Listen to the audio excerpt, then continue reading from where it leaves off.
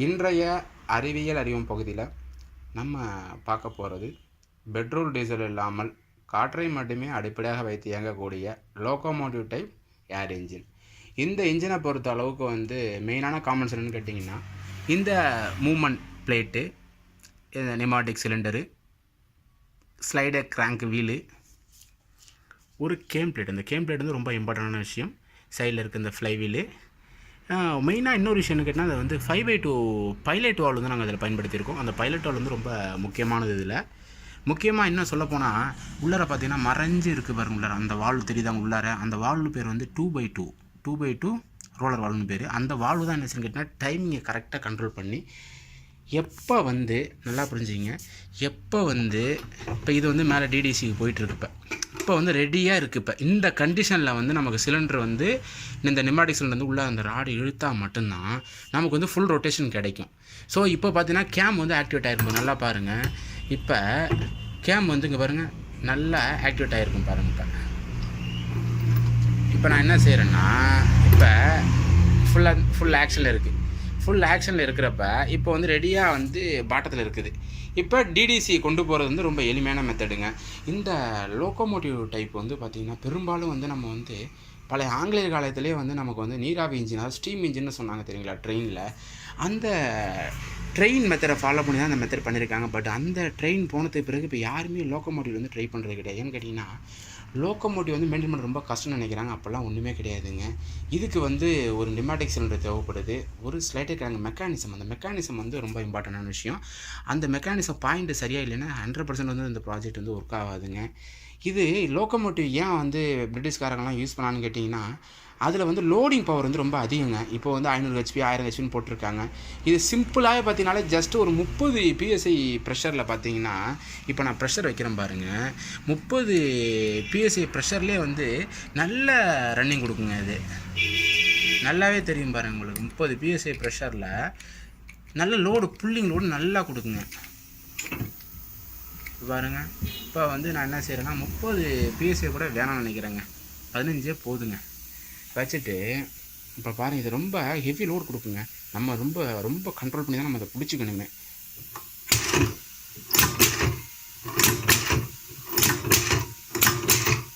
இப்போ நமக்கு இப்போ 30 PSIக்கு மேலே நமக்கு இதுக்கு ப்ரெஷர் தேவைப்படுது. நான் ஒரு 35 PSI கொடுத்துருக்கேன். இப்போ 35 PSI கொடுத்துருக்கேன். இப்போ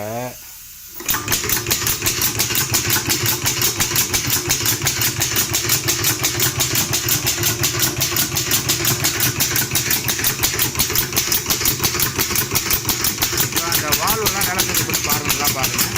இந்த வால்வ் விட்டு கண்ட்ரோல் பண்ணுறா. அந்த கேம் பிளேட் முக்கியமானதுங்க. இப்போ எப்படி லோகோமோட்டிவ் இன்ஜின் ஓடுதுன்னு தெளிவாக லைவில் நீங்கள் வீடியோவிலே பார்க்கலாம். இதில் எந்த ஒரு ஒளிமரமே கிடையாது, ஃபுல்லாகவே ஓடிட்டு இருக்கு லோகோமோட்டிவ். இதன் மூலம் நமக்கு மிகப்பெரிய இருக்குது. இதன் மூலம் வீடியோலாம் பார்த்தீங்கன்னா அதெல்லாம் நல்லா பாருங்கள். முன்னாடி எப்படி போயிட்டு வருது. இப்போ அந்த மெக்கானிசம் ரொட்டேட் பண்ணி விடுது.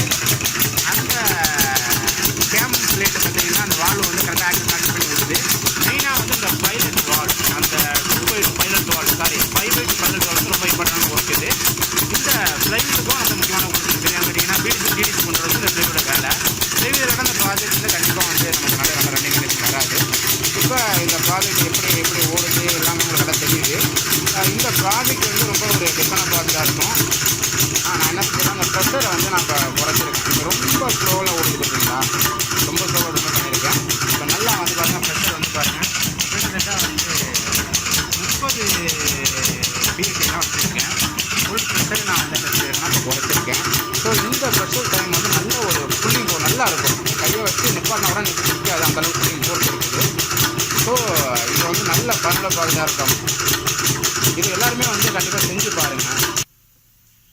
இந்த ப்ராஜெக்டை அனைத்து டிப்ளமா BE படிக்கக்கூடிய அனைத்து மாணவர்கள் ட்ரை பண்ணி பாருங்கள். கண்டிப்பாக நிச்சயம் சக்ஸஸ் ஆகும்.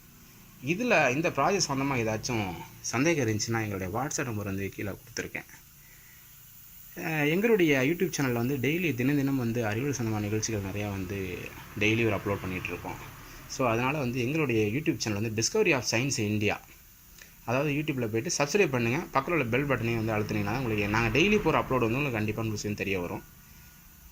இந்த வீடியோ வந்து நீங்கள்லாம் லைக் பண்ணுங்கள், உங்கள் ஃப்ரெண்ட்ஸுக்கெல்லாம் வந்து ஷேர் பண்ணுங்கள். மீண்டும் ஒரு அறிவியல் அறிவும் நிகழ்ச்சியில் சந்திக்கலாம். நன்றி, வணக்கம்.